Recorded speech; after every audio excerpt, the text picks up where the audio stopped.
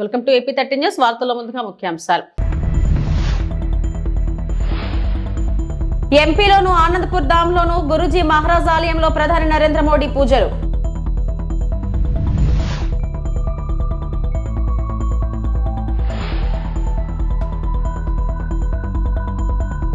హిందువుల తిలకాలపై అసభ్యంగా కామెంట్స్ చేసిన డీఎంకే మంత్రి. హిందూ సమాజం వ్యతిరేకతతో పదవి నుంచి తొలగింపు.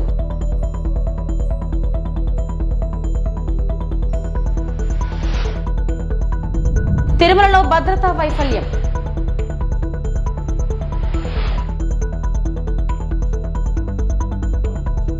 మధ్యప్రదేశ్లోని అశోక్ నగర్ జిల్లాలోని ఆనందపూర్ ధామ్లోని గురూజీ మహారాజ్ ఆలయంలో ప్రధాని నరేంద్ర మోడీ పూజలు చేసి ప్రార్థనలు చేశారు.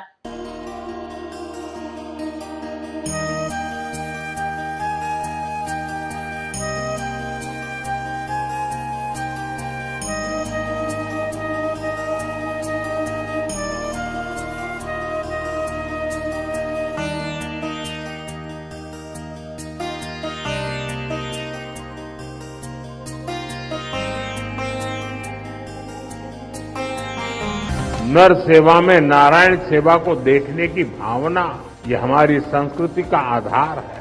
मुझे बहुत खुशी है कि सेवा की इसी संस्कृति को आनंदपुर ट्रस्ट पूरे मनोयोग से आगे बढ़ा रहा है। गरीब और वंचित के उत्थान का संकल्प, सबका साथ सबका विकास का मंत्र, सेवा की ये भावना आज सरकार की नीति भी है. వైఎస్ఆర్ జిల్లా ఒంటిమిట్ట శ్రీ కోదండరామస్వామి కళ్యాణోత్సవం వైభవంగా జరిగింది. ఈ కార్యక్రమానికి ముఖ్య అతిథిగా చంద్రబాబు దంపతులు ఒంటిమిట్ట చేరుకుని ప్రభుత్వం తరపున స్వామివారికి పట్టు వస్త్రాలు, ముత్యాల తలంబ్రాలు అందజేశారు. స్వామివారి కళ్యాణ మహోత్సవాన్ని తిలకించేందుకు భక్తులు అధిక సంఖ్యలో హాజరయ్యారు.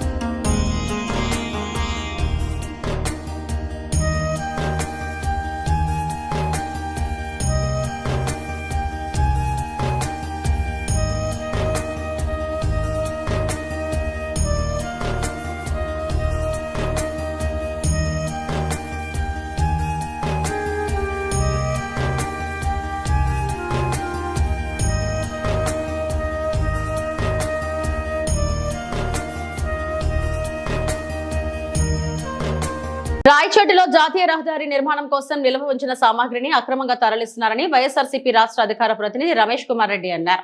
మంత్రి రాంప్రసాద్ రెడ్డి సోదరుడు లక్ష్మీప్రసాద్ రెడ్డి మేనలుడు మౌర్యారెడ్డి చేస్తున్న దోపిడీలకు నియోజకవర్గంలో అడ్డు అదుపు లేకుండా పోయింది. మట్టిని దోచేస్తున్నారు, ఇసుకను దోచేస్తున్నారు, ఇప్పుడు కంకరపై పడ్డారు అని అన్నారు. కంకర మిషన్లు యజమానుల వద్ద దోచుకుంటున్నారు, ఇండ్లలో చొరబడి దోచుకునేందుకు కుట్రలు పన్నుతున్నారని, ఎర్రచందనం కూడా దోచుకునే పరిస్థితి ఉందని అన్నారు. ప్రభుత్వ పనులు దక్కితే ఇంజనీర్లతో చెప్పి పనులను ఆపేస్తున్నారు.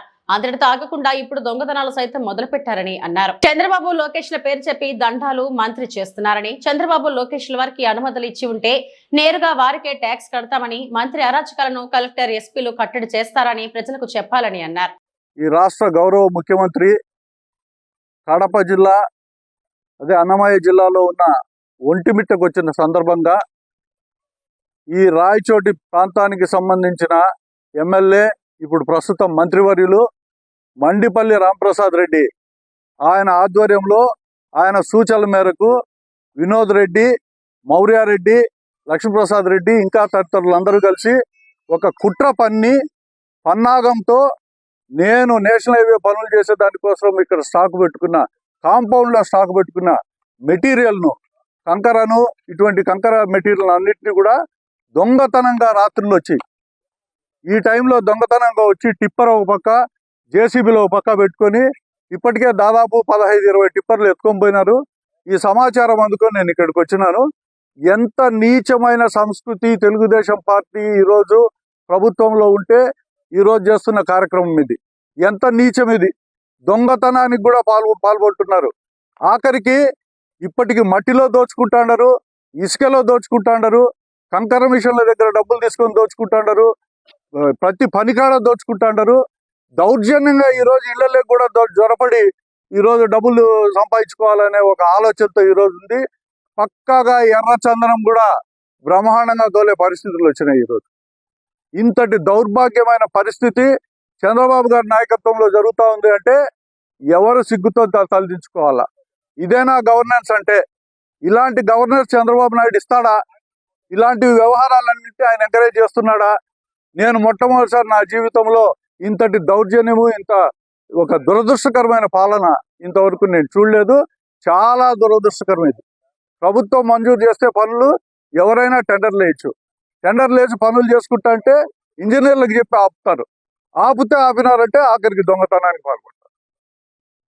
ఇంత దౌర్జన్యంగా దొంగతనంగా రాత్రిపూట మొబ్బులో దొంగతనంగా వచ్చి జేసీబీలు పెట్టి టిప్పర్లు పెట్టి మెటీరియల్ అంతా తీసుకుపోతారా? ఎవడయ్యా ఇది? ఎస్పీ ఆఫీస్కు కేవలం ఒక 200 మీటర్లలోనే ఉంది. ఇంత దురదృష్టకరమైన పరిపాలన ఉందంటే ఒక్కసారి ప్రజలందరూ కూడా ఆలోచన చేయాలా. ముఖ్యంగా చంద్రబాబు నాయుడు ఆలోచన చేయాలా, లోకేష్ నాయుడు ఆలోచన చేయాలా.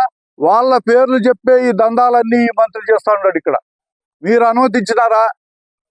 మీరు అనుమతించితే చెప్పండి, ప్రజలందరం కలిసి మీకే డైరెక్ట్ గా ట్యాక్సులు కడతాం, మీకే డబ్బులు కడతాం కదా. ఎందుకింత దౌర్జన్యము, ఎందుకింత అరాచకము, ఏం అవసరం వచ్చింది? ఇటువంటి చీప్ చెత్తన కొడుకు రాజకీయాలు చేసే ఒక గుంపును దించినాడు ఈరోజు కడప జిల్లాలో ఈ చంద్రబాబు నాయుడు గారు. లాస్ట్కు నిందను ఆయన పైన వేయాల్సిన పరిస్థితులు ఏర్పడినాయి. 40 ఏళ్ల చరిత్ర, 40-50 ఏళ్ల చరిత్ర రాజకీయాల్లో ఎట్లా ఇట్లాంటివన్నీ అలౌ చేస్తాడు? ఈరోజు నేను న్యూస్లో చూసిన, ఎక్కడ ఎవరు అరాచకం చేసినా తాట తీస్తా అంటాడు. ఏం తాట తీస్తాడు? ఏమీ దౌర్జన్యం? ఇంత అవసరమా? తీసుకోండి, మొత్తం తీసుకోండి. పోలీసులు కంప్లైంట్ చేసిన ఎవరు 2 కానిస్టేబుల్ వచ్చినారు.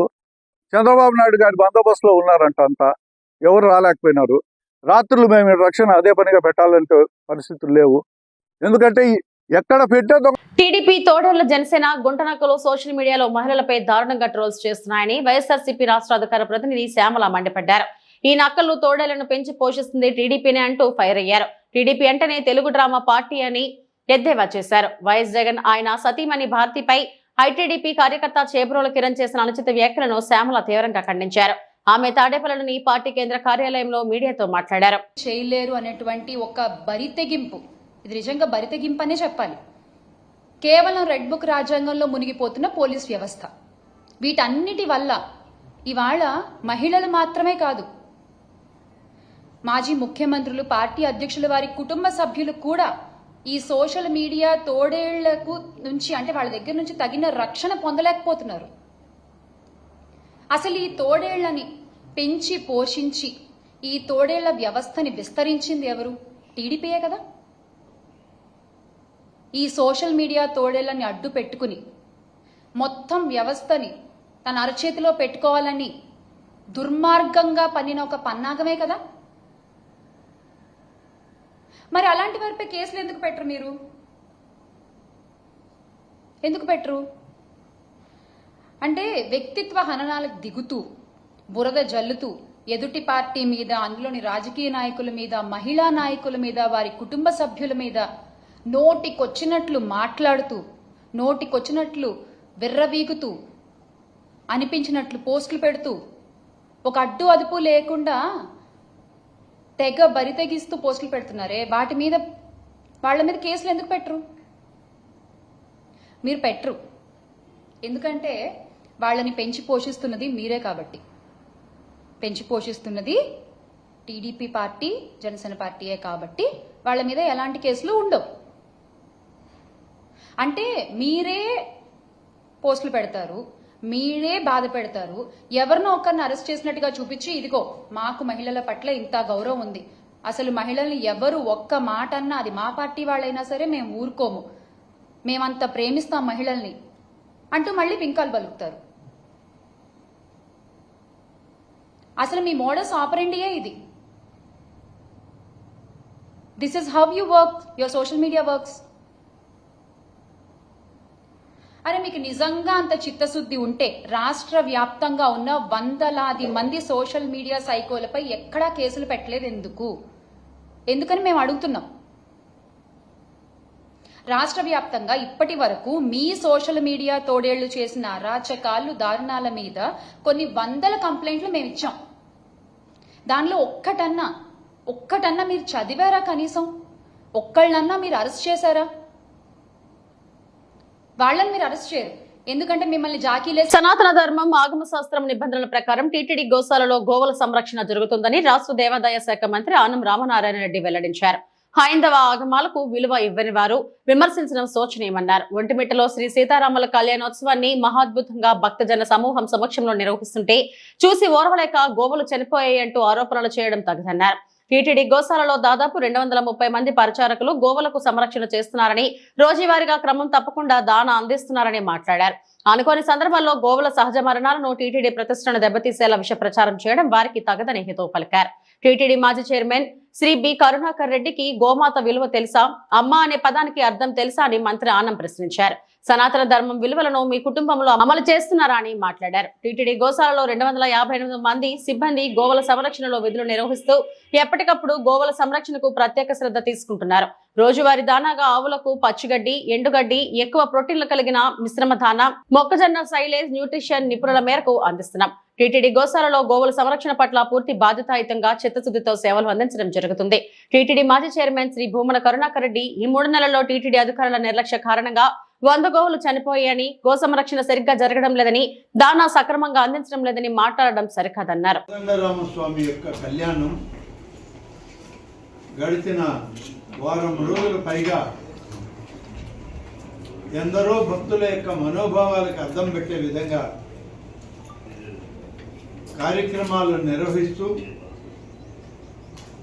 టీటీడీ ఆలయ ఆధ్వర్యంలో చైర్మన్ గారు, ఈఓ గారు, పాలక మండలి, రాష్ట్ర ప్రభుత్వ అధికార యంత్రాంగం అంతా ఏకమై ఒక వైభవోపేతమైనటువంటి కోదండరాముని యొక్క కళ్యాణాన్ని ఈరోజు తిలకించడానికి ప్రజలు వేలాదిగా తరలి వస్తుంటే, గతంలో ఇదే సంస్థలో అధ్యక్షుడిగా పనిచేసినటువంటి వ్యక్తి సంస్థ పైన, ఆలయ వ్యవస్థ పైన, ఆగమ శాస్త్రాల పైన, సనాతన ధర్మాల పైన విచ్చలవిడిగా నోరు పారేసుకోవడం చూస్తే ఏమాత్రం హైందవ సంస్కృతికి, హైందవ విధానాలకు, ఆగమ శాస్త్రాలకు వీళ్ళు విలువ ఇవ్వనటువంటి వాళ్ళని చెప్పి తేట తెల్లమవుతుంది. మాటల పలుకుల్లో కాదు, గుండె లోతుల్లో నుంచి ఆధ్యాత్మికతని చూపించేటువంటి పరిస్థితి ఈనాడు ప్రభుత్వంలో కానీ, తిరుమల తిరుపతి దేవస్థానంలో కానీ పెద్దలందరి యొక్క నేతృత్వంలో పనులు జరుగుతుంది. దేశ విదేశాల్లో కూడా ఇవాళ తిరుమల తిరుపతి దేవస్థానం గత పరిస్థితుల్ని అధిగమించి ఎక్కువగా పూజాది కార్యక్రమాలు, అలాగే అన్ని కార్యక్రమాల్లో కూడా ఇవాళ ప్రతిష్టాత్మకంగా ప్రభుత్వం, పాలకవర్గం తీసుకుంటుంది అని చెప్పి చెప్పడం జరుగుతుంది. ఇవన్నీ చూసి ఓర్వలేనటువంటి వ్యక్తులు ఉంటారు. మరి వాళ్ళు ఈరోజు ఇంత వైభవంగా ఇక్కడ ఒంటిమిట్ట కోదండరామస్వామి కళ్యాణం జరుగుతూ ఉంటే, గడిచిన 10 రోజులుగా మొత్తం యంత్రాంగం అంతా ఇక్కడ ఉండి పనిచేస్తూ ఉంటే చూసి ఓర్వలేక గోశాలలో కొన్ని ఆవులు చనిపోయాయనేటువంటిది అది గ్లోబల్ ప్రచారంలాగా ప్రచారం చేయడానికి పూనుకోవడం చాలా బాధాకరం, దురదృష్టకరం. హిందువుల తిలకాలపై అసభ్యంగా కామెంట్స్ చేసిన డీఎంకే మంత్రి హిందూ సమాజం వ్యతిరేకతతో పదవి నుంచి తొలగింపు. తమిళనాడు మంత్రి కె పున్నుడి హద్దులు దాటిపోయారు. ఓ మంత్రి స్థానంలో ఉండి అన్ని మతాలను గౌరవించాల్సింది ఉండగా హిందూ మతంపై నీచమైన వ్యాఖ్యలు చేశారు. దీంతో హిందూ సమాజంపై ఆయనపై దుమ్మెత్తిపోస్తుంది. ఓ స్థాయిని దాటి హిందువులు ధరించే తిలకంపై తప్పుడు వ్యాఖ్యలు చేస్తూ తీవ్రంగా అవమానించారు. తమిళనాడు అటవీ శాఖ మంత్రిగా పొన్నుడి బాధ్యతలు నిర్వహిస్తున్నారు. అయితే పురుషులు మహిళలు ఉన్న ఓ కార్యక్రమంలో పొన్నుడి పాల్గొన్నారు. హిందువులు ధరించే తిలకంపై జోకులు వేశారు.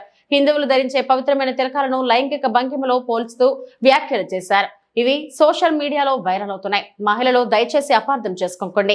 ఒక వ్యక్తి ఒక వేసే వద్దకు వెళతాడు. అతడు శైవుడా లేదా వైష్ణవుడా అని ఆమె అడిగింది. అతడికి అర్థం కాకపోవడంతో ఆమె స్పష్టత ఇచ్చింది. అడ్డబొట్టు శైవ మతానికి సంబంధించింది లేదా నామం వైష్ణవానికి సంబంధించింది. నిలువ తిలకం అతడు ధరిస్తాడా అని అడిగింది. ఆ వ్యక్తి శివుడైతే పడుకునే పొజిషన్, వైష్ణవుడు అయితే లేచి నిలబడే పొజిషన్ ఉంటుందని ఆమె వివరించింది అని జోక్ చేశారు. ஒரு விலை மாதவியின் வீட்டுக்கு ஒருத்தன் போகிறான். போகும்போது அங்கே அந்த அம்மா கேட்குது, நீ பார்த்து நீங்கள் சைவமா வைணவமா அப்படின்னு கேட்குது. அவனுக்கு ஒன்றும் புரியல. அவன் பணம் எவ்வளோ 5 கொடு 10 கொடுன்னு கேட்டான்னா ரைட்டு. என்னடா இங்கே வந்திருக்கிறோம் நாம ஒரு விலை மாத வீட்டுக்கு நம்மளை சைவமா வைணவமான்னு கேட்குறாங்க அப்படின்னு கேட்டான். அந்த அம்மா சொல்லிச்சான், என்னம்மா ஒன்றும் புரியலையே அப்படின்ட்டான். ஒன்றும் இல்லை, சைவம்னா இப்படி வைணவம்னா இப்படின்னுச்சான். ஒன்றும் புரியல. சைவம்னா இப்படி வைணவம்னா இப்படி ஒன்றும் புரியல. என்னவா சொல்கிற, இதுன்னா அது தீமம் விபூதி இது தானே, அதில் என்ன இருக்குது அப்படின்னா, இல்லை சைவம்னா படுத்துக்கிறது, వైణవంనా నిన్నుகிறது. తిరుమలలో భద్రతా వైఫల్యం చోటు చేసుకుంది. శ్రీవారి ఆలయ మహాద్వారం వద్దకు పాదరక్షలతో భక్తులు చేరుకున్నారు. దీంతో అక్కడ 3 భక్తులను విజిలెన్స్ సిబ్బంది అడ్డుకున్నారు. వైకుంఠం క్యూ కాంప్లెక్స్ లో వీరిని తనిఖీ సిబ్బంది గుర్తించకుండా లోపలికి పంపారు.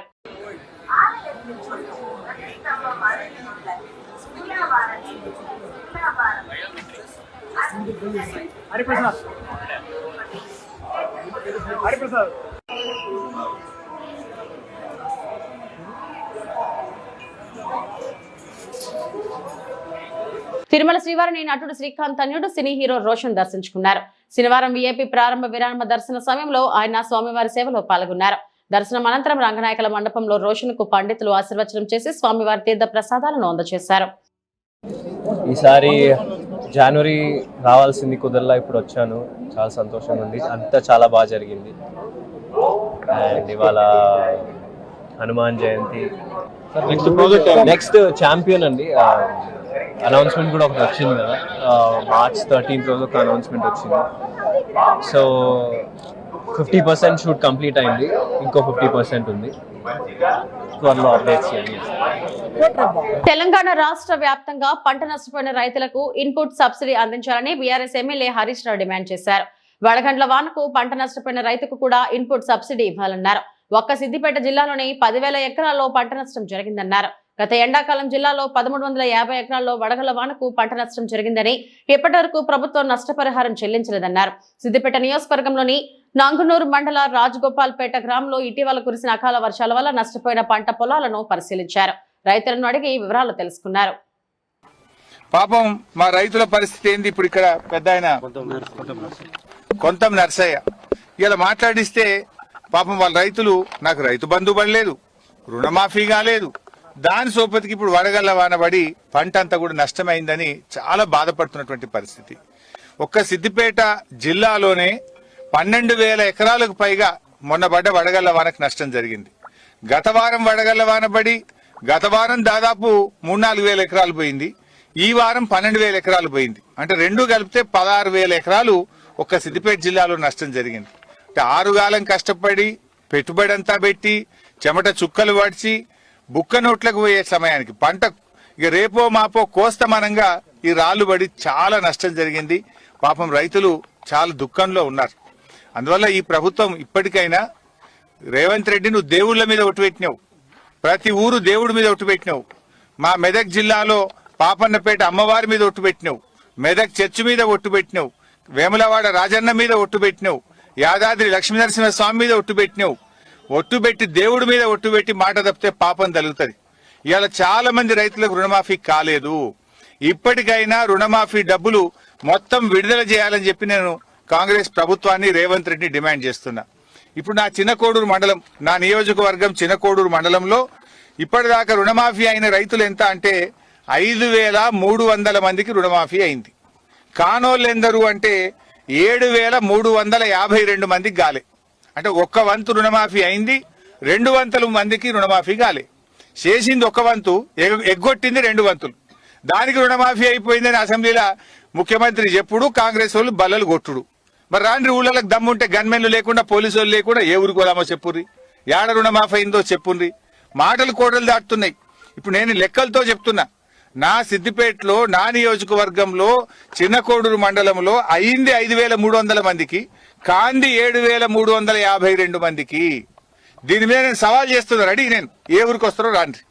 రుణమాఫీ చూస్తే గిట్లా, రైతు బంధు చూస్తే గట్ల, పంటల బీమా ఎగ్గొడితివి, అన్ని మోసాలే. ఇలా నర్సీపట్నం రూరల్ పోలీస్ స్టేషన్ లో DSP P Srinivasarao, rural CI Revathamma ఆధ్వర్యంలో విలేకరుల సమావేశం నిర్వహించారు. డీఎస్పీ మాట్లాడుతూ ఈ రోజు ఉదయం ముందుగా రాబడి సమాచారం మేరకు నర్సీపట్నం రూరల్ గోలుకొండ శ్రీకృష్ణదేవిపేట ఎస్ఐలు శుభంతో కలిసి గోలుకొండ శివారులో వాహనాల తనిఖీ నిర్వహించారన్నారు. కృష్ణదేవిపట్నం వైపు నుండి వస్తున్న బండిని ఆపి తనిఖీ చేయగా కారులో ఉన్న 4 ముద్దాయిలు పారిపోవడానికి ప్రయత్నించాలన్నారు. వెంటనే సిబ్బంది వారిని పట్టుకుని కారును తనిఖీ చేయగా car door Saidulu 1 litre liquid గంజాయి, కారు డాష్ బోర్డ్ లో 3 సెల్ ఫోన్లు ఉన్నట్టు తెలిపారు. 4 ముద్దాలను అదుపులోకి తీసుకుని విచారిస్తున్నట్టు తెలిపారు. అలాగే వెంకట్రావు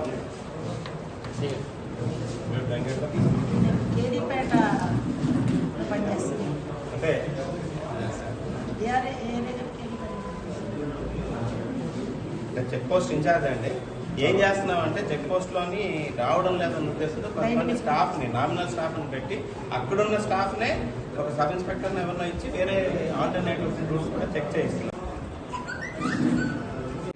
అక్కడ ఈ మన మెయిన్ రూట్స్ లో ఎక్కడైతే చెకింగ్ ఉంటుందన్న దీంతో ఆల్టర్నేటివ్ రూట్స్ తీసుకొని వస్తున్నారు. ఆ విధంగా మనకి ఈ డైనమిక్ వెహికల్ చెకింగ్ లో మన ఎస్ఎస్ ఇద్దరు కూడా ముందు ఫస్ట్ ఎప్రిహెడ్ చేయాల్సింది మన వెంకట్రావు గారిని, ఏఎస్ఐ గారు, ప్లస్ స్పెషల్ బాడీ కూడా చిన్న వీళ్ళందరూ వీళ్ళని సస్పెక్ట్ చేయడం, సస్పెక్ట్ చేసి వెంటనే ఇంట్రాగేట్ చేయడం. అంటే ఆయన తాలూకా ఫోన్లో, ఒకటి ఫోన్లో గాంజాకి సంబంధించిన ఫోటో ఉందన్నమాట.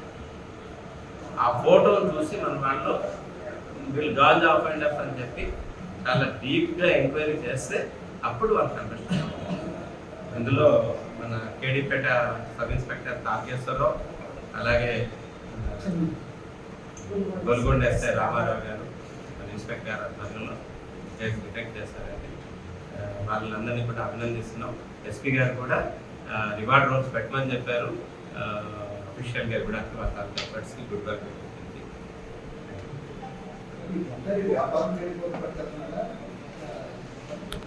నర్సీపట్నంలో స్థానిక శ్రీకృష్ణ ప్యాలెస్ లో సిపిఐ జిల్లా సదస్సు నిర్వహించారు.